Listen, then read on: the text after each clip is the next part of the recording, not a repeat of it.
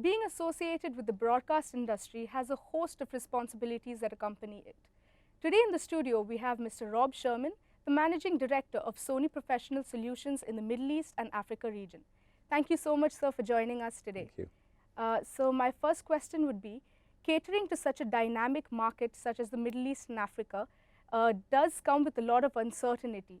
So how does the company keep adapting itself to catering to such a market?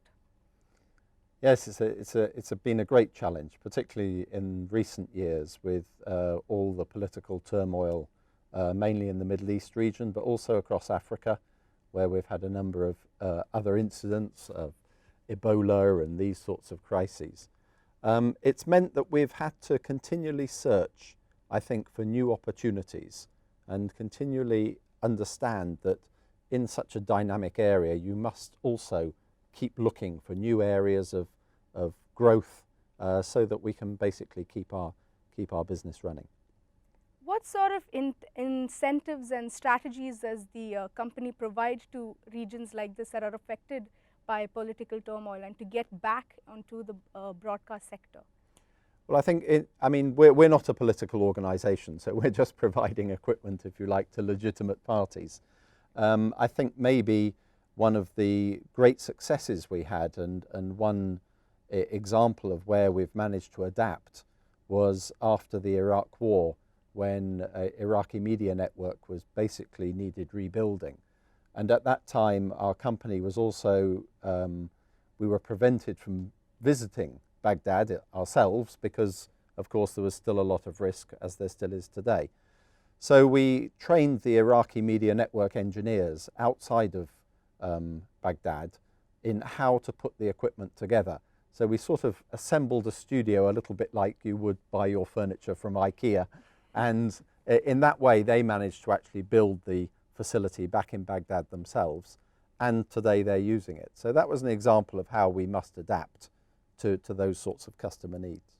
So even in today, like given the day and age, do you still help upcoming news agencies, maybe locally or in a particular region, that are looking for a startup or looking to penetrate the broadcast industry? Do you all provide support and help towards that sort of customers? Yeah, we've got a large presence here, based here in Dubai, with a large engineering support, and we like to provide our customers with basically as much as they require from us. Some customers have their own engineers and so they'll put it together themselves, or some would prefer our engineering services from us. So we can provide really anything that the customer wants. And also, a lot of the equipment these days is really quite simple to put together. It's a much easier process than it was in the past. So many are doing it themselves. Coming to the equipment, there is a huge demand for very raw and sort of like almost like a guerrilla style of news broadcasting and gathering information. So what sort of help, the equipment has a huge role to play in it. So what are the different type of equipment that facilitate this sort of broadcasting? Yeah, I think since ENG began, Sony has been at the heart of that industry. Sadly, I'm old enough to remember our first CCD cameras, which really revolutionized the way that news is gathered. And from those days onwards, we've been continually trying to find new ways and new designs to enable that cameraman to capture the best story. I think today we've got a huge range of devices. Mobile phones, everything almost is capable of picking up images. And I think really the attitudes of the broadcasters have changed completely. From once upon a time it was, unless it's on Betacam, we're not going to accept it. But I think there was a major change, and it was during the China crisis when there was the Tiananmen Square massacre, where there's a very famous piece of video footage of a tank approaching, I think it's a student in the square. Right, yes, yeah, and the tank is directly approaching. Exactly, and that was actually shot on 8mm video, which at the time was completely unacceptable, we were told, to broadcasters, but the footage was so compelling, they just had to use it. And I think we've seen that change. So now the equipment is really no longer the limiting factor. It's can you capture that shot, and then the broadcasters will take it. Can you talk to us a little bit about the camera models, or even in terms of sound equipment, what is out there, what Sony offers that helps this entire what we just spoke about?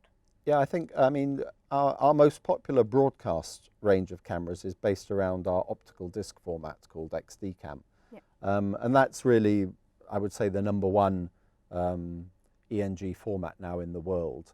That has a very nice balance between a sort of robust format, but also with quite a long recording time, so you don't need to keep changing things and adjusting while you're out in the field. And then also there's a whole, I can't say them all, there's so many of them, yeah. Cameras based on SD card recording and all this. So really, I think we've got a huge range from something down to about $3,000 or $4,000 up till whatever you want to pay for it, basically, in terms of equipment for ENG use. It's very interesting that you mentioned the price range, because given like the lower end of the price, so you don't have to be a professional news agency to do something or contribute in any way. Even students like us, we could hire professional equipment and come up with a material that is like very useful. So that I think is pretty cool. Yeah, I think even without hiring professional equipment, to be honest, if you've got a good creative skill, then I mean, I wander around all the time with a little camera called RX100 Mark IV, and it's about $1,000. But the capability of that camera, I would say, is $15,000 or $20,000. I mean, when you can start shooting 1,000 frames a second of video on something this big, and you know, of course, there are limitations to it, but in the right creative hands, sadly not mine. You know, you can have some amazing results with a small camera like that. Possibilities are endless. Exactly, yes. So there is a lot of reinventing and that is associated with any sort of news agency or people that provide equipment, because there is a constant change in terms of quality of video and broadcast and all of that. So Sony is compelled to reinvent itself as well. So during the recent years, has that come about, and what changes have been brought about? Yeah, I mean, I feel I have to reinvent myself almost every 6 months at the moment with the number of changes that are going on in the industry. I think we've seen such a huge change in the broadcast industry, away from, if you like, the traditional big broadcaster. They still have their place, they're still there, and they're still very important customers to us. But there's a massive number of much sort of smaller independent producers of media. Right. And really that is the main target now for a lot of our products and services.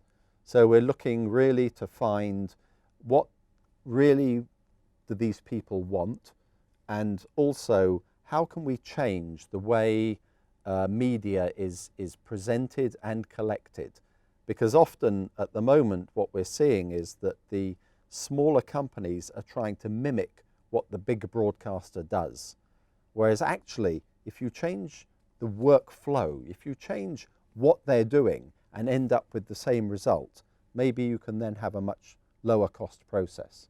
So we don't need to mimic the broadcaster, we need to be able to produce a result that's maybe the same in a different way. And that's quite a challenge that we're now working on, and I hope we'll see some results probably in the next 6 to 9 months. So is there a heads up or any advice you would like to give students that are looking to enter the broadcast field in the industry? I think the main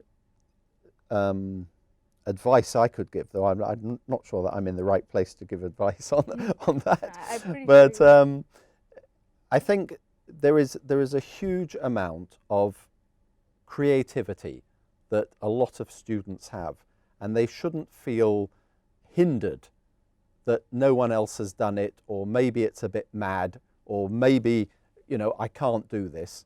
Give it a go and see what happens, because I think there's keep trying and something will work, but also very much be yourself and be confident in what you're doing and choose your route.